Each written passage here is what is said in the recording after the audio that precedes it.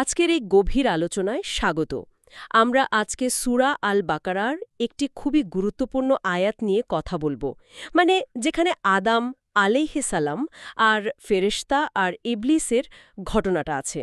হ্যাঁ, এবং এর সাথে জড়িয়ে আছে অহংকার, মানে আল্লাহর প্রতি আনুগত্য আর স্বাধীন ইচ্ছার মতো বেশ কিছু জরুরি বিষয়। ঠিক। আমাদের আজকের আলোচনার লক্ষ্য হবে এই আয়াতটার মানে কি, এর ইসলামিক প্রেক্ষাপটটা বোঝা আর কি, আর সাথে মানে আধুনিক কিছু ভাবনা বা বিজ্ঞানের সাথে এর কোনো যোগসূত্র আছে কিনা সেটাও একটু খতিয়ে দেখা। একদম। চলুন তাহলে শুরু করা যাক। আচ্ছা, তাহলে আমরা আলোচনা করছি সূরা আল বাকারার ৩৪ নম্বর আয়াতটি নিয়ে, তাই তো? হ্যাঁ, ঠিক। আয়াতটি হল ওয়াইদ কুলনা লিল মালাইকাতি ইসজুদু লিআদম ফাসাজাদু ইল্লা ইবলিসা আবা ওয়াস্তাকবারা ওয়া কানা মিনাল কাফিরিন। এই তেলাওয়াতের পর যদি এর বাংলা অর্থটা একটু বুঝিয়ে বলেন। অবশ্যই। এর সরল অনুবাদটা এরকম, আর স্মরণ করো যখন আমি ফেরেশতাদের বললাম তোমরা আদমকে সেজদা করো, তখন তারা সবাই সেজদা করল, শুধু ইবলিস ছাড়া। সে এটা মানতে অস্বীকার করল, অহংকার দেখালো এবং কাফিরদের অর্থাৎ অবিশ্বাসীদের অন্তর্ভুক্ত হয়ে গেল। আচ্ছা, তাহলে এই আয়াতের মূল বার্তাটা কি দাঁড়াচ্ছে? আমার মনে হয় এখানে শুধু ইবলিসের অবাধ্যতাই না, বরং আল্লাহর আদেশের প্রতি প্রশ্নহীন আনুগত্য, আবার আদমের যে বিশেষ মর্যাদা, এই দিকগুলো খুব গুরুত্বপূর্ণ, তাই না? একদম ঠিক বলেছেন। ব্যাপারটা হচ্ছে আল্লাহ ফেরেশতাদের আদেশ দিয়েছিলেন আদমকে সম্মানসূচক সেজদা করতে। এটা কিন্তু উপাসনার সেজদা ছিল না। হ্যাঁ, এটা একটা গুরুত্বপূর্ণ পয়েন্ট। ঠিক, এটা ছিল আদমের জ্ঞান এবং তার শ্রেষ্ঠত্বের প্রতি আল্লাহর নির্দেশে একরকম সম্মান দেখানো। তো প্রায় সব ফেরেশতাই সেই আদেশ সঙ্গে সঙ্গে পালন করলেন, যা তাদের আনুগত্যের প্রমাণ। কিন্তু ইবলিস করল না। হ্যাঁ, কিন্তু ইবলিস যে আসলে জিন জাতির একজন ছিল এবং যার স্বাধীন ইচ্ছা ছিল, সে অহংকার করল। সে বলল, মানে তার যুক্তি ছিল, সে আগুনের তৈরি আর আদম মাটির তৈরি, তাই সে শ্রেষ্ঠ। ও, এই অহংকারটাই তাহলে মূল সমস্যা। এই অহংকারটাই, এটাই তাকে আল্লাহর সরাসরি আদেশ অমান্য করতে আর কাফের বা সত্য প্রত্যাখ্যানকারী হতে প্ররোচিত করল। কাজী এই আয়াতে দুটো জিনিস খুব স্পষ্ট: এক, আদমের উঁচু মর্যাদা, আর দুই, অহংকারের কারণে ইবলিসের পতন। বাহ, ব্যাখ্যাটা খুব পরিষ্কার হলো। আচ্ছা, এই যে অহংকারের ধারণাটা, আমি ওর চেয়ে ভালো, এটা তো আমাদের সাধারণ জীবনেও দেখা যায়। এটাকে কি আরেকটু সহজ কোনো উদাহরণ দিয়ে বোঝানো যায়? হ্যাঁ, অবশ্যই যায়। ধরুন, ক্লাসে একজন খুব সম্মানিত শিক্ষক ঢুকলেন, তিনি ছাত্রদের উঠে দাঁড়াতে বললেন। সবাই সম্মান দেখিয়ে উঠে দাঁড়ালো। কিন্তু একজন ছাত্র, ধরুন সে নিজেকে হয়তো অন্যদের চেয়ে বেশি মেধাবী বা অন্য কোনো কারণে সেরা মনে করে, সে অহংকার করে বসেই রইল, দাঁড়ালো না। আচ্ছা, বুঝতে পারছি। তার এই কাজটা তো শুধু নিয়ম ভাঙা নয়, এটা তার ভেতরের অহংকারেরও প্রকাশ। ইবলিসের ঘটনাটা অনেকটা এমনই।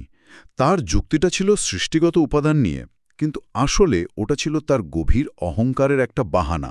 এই যে অহংকার, অবাধ্যতা আর স্বাধীন ইচ্ছার কথাগুলো আসছে, এখান থেকে এই বিষয়টা কিন্তু আরও ইন্টারেস্টিং হয়ে উঠছে। আচ্ছা, আধুনিক বিজ্ঞানের দিক থেকে কি এর কোনো ব্যাখ্যা বা সংযোগ টানা যায়? মানে সেরকম কিছু কি উপাদানগুলোতে বলা আছে? হ্যাঁ, কিছু বেশ ইন্টারেস্টিং সংযোগের কথা উল্লেখ করা হয়েছে। যেমন ধরুন, মনোবিজ্ঞানের ভাষায় একটা কথা আছে না, সেলফ সুপিরিয়রিটি কমপ্লেক্স। হ্যাঁ, নিজেকে অন্যদের চেয়ে শ্রেষ্ঠ ভাবার প্রবণতা। ঠিক, এই মানসিকতাটা অনেক সময় মানুষকে কোনো নিয়ম বা কর্তৃত্ব মানতে বাধা দেয়। ইবলিসের আচরণে কিন্তু এই কমপ্লেক্সটা বেশ স্পষ্টভাবেই দেখা যায়। আর আজকালকার সময়ে, মানে আমাদের সময়েও, এমন প্রবণতা তো আমরা দেখি, যেখানে অতিরিক্ত আত্মবিশ্বাস বা অহংকার মানুষকে ঠিক পথ বা আদেশ থেকে দূরে সরিয়ে নেয়। খুব সত্যি কথা। আচ্ছা, আর স্নায়ুবিজ্ঞানের দিক থেকে কিছু বলা হয়েছে? মানে ব্রেনের কার্যকলাপ নিয়ে? দেখুন, স্নায়ুবিজ্ঞানের দৃষ্টিকোণ থেকে সরাসরি ব্যাখ্যা করাটা একটু কঠিন, কারণ এটা তো একটা আধ্যাত্মিক বিষয়। তবে উপাদানগুলোতে একটা চিন্তার খোরাক দেওয়া হয়েছে। যেমন আমরা যখন কোনো সিদ্ধান্ত নিই, আমাদের মস্তিষ্কের বিভিন্ন অংশ কাজ করে। আদেশ মানা বা না মানার সিদ্ধান্ত নেওয়ার সময়ও তাই হয়। হয়তো, মানে এটা একটা ভাবনা আর কি। ইবলিসের ক্ষেত্রে তার অহংকারটা মস্তিষ্কের সেই অংশকে বেশি প্রভাবিত করেছিল, যেটা আমাদের আত্মতৃপ্তি বা পুরস্কারের অনুভূতি দেয়, মানে রিওয়ার্ড সেন্টার। নিজেকে শ্রেষ্ঠ ভাবার যে আনন্দ, সেটাই হয়তো তাকে অবাধ্য হতে উস্কে দিয়েছিল। ইন্টারেস্টিং একটা পার্সপেক্টিভ। হ্যাঁ, যদিও এটা একটা সরলীকৃত ব্যাখ্যা, কিন্তু বিজ্ঞানও তো বলে যে অতিরিক্ত অহংকার বা ক্রমাগত নিয়ম ভাঙার প্রবণতা ব্যক্তির নিজের জন্যই ক্ষতিকর হতে পারে, যা কিন্তু ওই ধর্মীয় সতর্কবাণীর সাথে কিছুটা হলেও মেলে। যেমন বলা হয়, অহংকারী জান্নাতে প্রবেশ করবে না। ঠিক। আর ওই যে জিন, মানুষ আর ফেরেশতাদের মধ্যে স্বাধীন ইচ্ছার যে পার্থক্য, সেটার ব্যাপারে কি বলা আছে? হ্যাঁ, এটা খুব গুরুত্বপূর্ণ একটা পয়েন্ট। ইসলামিক বিশ্বাস অনুযায়ী মানুষ আর জিনের কিন্তু স্বাধীন ইচ্ছা বা ফ্রি উইল আছে। তারা নিজেরা বেছে নিতে পারে ভালো করবে না মন্দ করবে। আচ্ছা। ইবলিস যেহেতু জিন ছিল, তারও এই ক্ষমতা ছিল, আর সে তার ইচ্ছাকে ব্যবহার করেছিল অবাধ্যতার পথে। অন্যদিকে ফেরেশতাদের কিন্তু এই স্বাধীন ইচ্ছা নেই, তারা শুধু আল্লাহর আদেশ পালন করেন। তার মানে ফেরেশতারা ভুল করতে পারেন না? মানে তাদের প্রকৃতিটাই এমন যে তারা আল্লাহর অবাধ্য হন না। আর মজার বিষয় হলো, বিজ্ঞানও কিন্তু স্বীকার করে যে এই মহাবিশ্বের অনেক কিছুই আমরা এখনও জানি না। যেমন ধরুন ডার্ক ম্যাটার বা অদৃশ্য শক্তির ধারণা। এগুলো তো এটাই ইঙ্গিত দেয় যে আমাদের জানার বাইরেও অনেক কিছু থাকতে পারে। সেক্ষেত্রে জিন জাতির অদৃশ্য অস্তিত্বের যে ইসলামিক ধারণা, সেটা এই বিশাল অজানা জগতের একটা সম্ভাবনার দিকেই তো ইঙ্গিত করে, তাই না? হ্যাঁ, বিষয়টা এভাবেও ভাবা যায় বটে। তাহলে সব মিলে এই আয়াত আর এই পুরো আলোচনা থেকে মূল শিক্ষা বা উপলব্ধি কি হতে পারে? আমার মনে হয় সবচেয়ে বড় শিক্ষাটা হলো অহংকার পতনের মূল কারণ। ইবলিসের পতন কিন্তু তার ওই অহংকারের জন্যই হয়েছিল।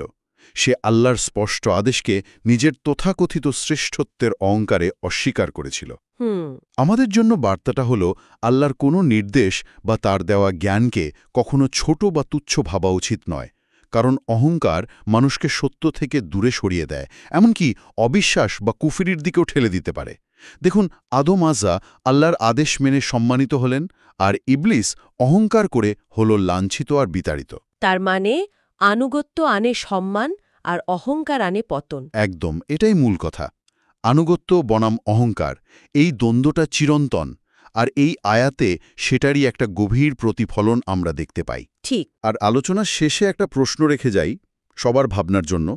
যেহেতু স্বাধীন ইচ্ছার প্রসঙ্গটা এলো, আচ্ছা, আমাদের নিজেদের জীবনেও তো এমন মুহূর্ত আসে যখন আমরা অহংকার বা অবাধ্যতার মুখোমুখি হই, তাই না? হ্যাঁ, অবশ্যই আসে। তখন সেই মুহূর্তের আমাদের পছন্দগুলো আর তার যে সম্ভাব্য ফলাফল, সেগুলো নিয়ে যদি আমরা আরও একটু গভীরভাবে ভাবি, সেটাকে আমাদের নিজেদের পথ চলার জন্য কোনো নতুন দিশা দেখাতে পারে। মানে নিজের সিদ্ধান্ত আর তার পরিণতির ব্যাপারে আরও সচেতন হতে সাহায্য করতে পারে। এটা সত্যি একটা গভীর প্রশ্ন, নিশ্চয়ই ভাবার মতো। আজকের এই আলোচনাটা আমার মনে হয় অনেককেই নতুন করে চিন্তা করতে সাহায্য করবে।